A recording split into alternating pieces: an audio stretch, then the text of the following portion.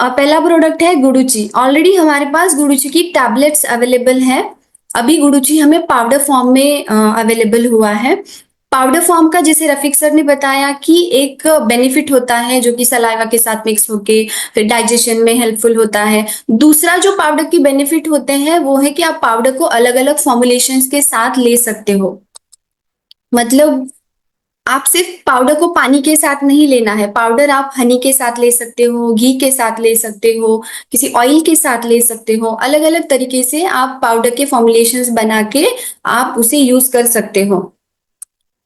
गुडुची, तो गुडुची को आयुर्वेद में अलग अलग नामों से जाना जाता है, जैसे कि अमृतवल्ली है, इसे मराठी में गुड़वेल के नाम से या गुडुची के नाम से भी जाना जाता है। इसे चित्तामृत के नाम से भी अलग अलग नामों से इसे आयुर्वेद में जाना जाता है। इसे रसायन की तरह भी हम यूज कर सकते हैं, मतलब हर एक डिसीज में आप गुडुची का यूज कर सकते हो। जितने भी 13 सिस्टम हमारे बॉडी के सिस्टम बताए गए हैं, प्राणवह हो या रेस्पिरेटरी हो, सर्कुलेटरी हो, रिप्रोडक्टिव हो, हर एक सिस्टम में गुडुची वर्क करता है और बेनिफिशियल होता है। इसे हम एक्चुअली एंटीपायरेटिक नहीं कह सकते, लेकिन हम कंपेयर कर सकते हैं। जैसे आप मॉडर्न में एलोपैथी में अगर फीवर आता है तो पैरासिटामोल लेते हो, राइट? तो उसी तरीके से आयुर्वेद में जब भी फीवर आता है तो हम पहला प्रेफरेंस गुडुची को देते हैं, क्योंकि गुडुची एज ए ज्वरघ्न काम करती है। मतलब अगर आपको फीवर की प्रॉब्लम है, किसी भी तरीके का फीवर हो, वो टाइफाइड हो, मलेरिया हो, तो हर एक तरीके के फीवर में गुडुची बहुत अच्छा काम करती है। डाइजेशन रिलेटेड अगर देखा जाए तो गुडुची को दीपन पाचन भी कहा गया है। मतलब ये आप अगर आपको इंडाइजेशन की प्रॉब्लम बार बार हो रही है, एसिडिटी हो रही है, तो ऐसी कंडीशन में भी गुडुची बहुत हेल्पफुल बताई गई है। अगर बार बार इंडाइजेशन होने की वजह से अगर आम बन रहा है, शरीर में टॉक्सिन्स बन रहे हैं और शरीर से बाहर भी नहीं निकल पा रहे हैं, उसकी वजह से अगर आपको जॉइंट पेन है या स्वेलिंग है बॉडी में कहीं पे, तो भी आप गुडुची का यूज कर सकते हो। इसे एज अ रसायन, जैसे मैंने कहा कि रसायन की तरह यूज कर सकते हो, तो किसी भी मेडिसिन के साथ भी आप इसे ले सकते हो। गुडुची का कोई भी साइड इफेक्ट नहीं होता है। वात, पित्त और कफ तीनों ही दोषों को बैलेंस रखने का काम गुडुची करता है, इसीलिए इसे आयुर्वेद में त्रिदोषज्ञ कहा गया है।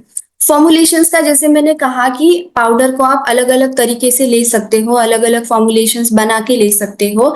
जैसे कि गुडुची आप वार्म वाटर के साथ भी ले सकते हो, तभी ये बेनिफिट्स देगा। जब आप गुडुची का पाउडर घी के साथ मिक्स करके लेते हो तो वो अर्थराइटिस पे काम करता है, मतलब जोड़ों के दर्द हो, जॉइंट पेन या फिर स्वेलिंग हो जॉइंट पे, उस पे बहुत इफेक्टिव है। अगर आप गुडुची को जैगरी पाउडर के साथ लेते हो, तो अगर जिन लोगों को कॉन्स्टिपेशन की प्रॉब्लम है, पेट साफ नहीं हो पा रहा है, ऐसी कंडीशन में अगर आप गुडुची जैगरी के साथ मिक्स करके देते हो तो वो कॉन्स्टिपेशन रिलीव करने में मदद करती है। अगर आप गुड़ची का पाउडर शुगर कैंडी के साथ, मतलब मिश्री जो होती है उसके साथ देते हो, तो वो शरीर में जो पित्त बढ़ा हुआ है उसे कम करने में मदद करता है। मतलब अगर स्किन डिसऑर्डर्स भी आपको है, बॉडी में पित्त बढ़ जाने की वजह से अगर आपको स्किन डिसऑर्डर्स हुए हैं, तो ऐसी कंडीशन में आप गुड़ची का पाउडर मिश्री के साथ देना। अगर आपको रुमेटॉइड अर्थराइटिस की प्रॉब्लम है, तो ऐसी कंडीशन में आपको जिंजर पाउडर, जो सौंठ का पाउडर होता है, उसके साथ गुडुची का पाउडर मिक्स करके देना है, तो जो रुमेटॉइड अर्थराइटिस के पेशेंट के लिए बेनिफिशियल होगा। अगर आप गुडुची का पाउडर कैस्टर ऑयल, जो अरंडी का तेल होता है, उसके साथ मिक्स करके देते हो, तो गाउट के पेशेंट में हेल्पफुल होता है। जैसे कि यूरिक एसिड जिनका बढ़ा हुआ है, जिसे हम आयुर्वेद में वात रक्त कहते हैं, या फिर आप कॉमन लैंग्वेज में उसे गठिया की प्रॉब्लम जो होती है, वैसे पेशेंट में गुडुची कैस्टर ऑयल के साथ बहुत हेल्पफुल बताई गई है।